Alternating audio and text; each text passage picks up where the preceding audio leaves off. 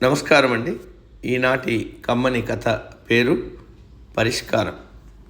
వినిపిస్తున్నది మీ విజయభాస్కర్. రామవరంలో కృష్ణయ్య అనే రైతు ఉండేవాడు. అతడు జీవితంలో చాలా కష్టపడి పైకొచ్చాడు.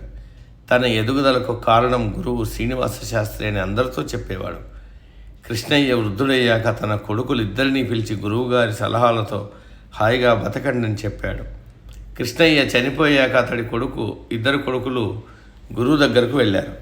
ఆయన ఇద్దరికీ 2 చీటీలు ఇచ్చి, మీరు చాలా ఇబ్బందుల్లో ఉన్నప్పుడు మాత్రమే వీటిని తెరిచి చూడండి, వీటిలోని మంత్రం జీవితంలో ఒక్కసారి మాత్రమే పనిచేస్తుందని చెప్పి చీటీల్ని చేతిలో పెట్టాడు. పెద్దవాడు తన వాటాగా వచ్చిన పొలం సాగు చేసుకుంటూ ఉండేవాడు.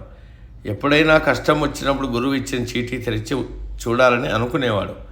కానీ అది ఒక్కసారికే ఉపయోగపడుతుందన్న మాట గుర్తొచ్చి ఆ ఆలోచన మానుకున్నాడు. సమస్యను తన శక్తి మేర పరిష్కరించుకునేవాడు. రెండోవాడు మాత్రం ఒకసారి చిన్న సమస్య ఏదో రావడంతో గురువు ఇచ్చిన చీటీని తెరిచి చూశాడు. నీది చాలా చిన్న సమస్య, త్వరలోనే తీరిపోతుంది అని దానిలో రాసింది. ఈ ధీమాతో ధైర్యం తెచ్చుకున్నాడు. నెమ్మదిగా ఆ సమస్య నుంచి బయటపడ్డాడు. ఆ తర్వాత మళ్ళీ అతడికి సమస్యలు వచ్చాయి.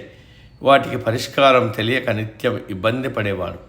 పెద్దవాడు మాత్రం జీవితంలో ఎప్పుడూ చీటీ తెరవకుండానే అవసరమైతే చీటీ ఉందన్న ధీమాతో సమస్యలన్నీ తనకు తానుగా పరిష్కరించుకుంటూ సంతోషంగా జీవించాడు. సమాప్తం.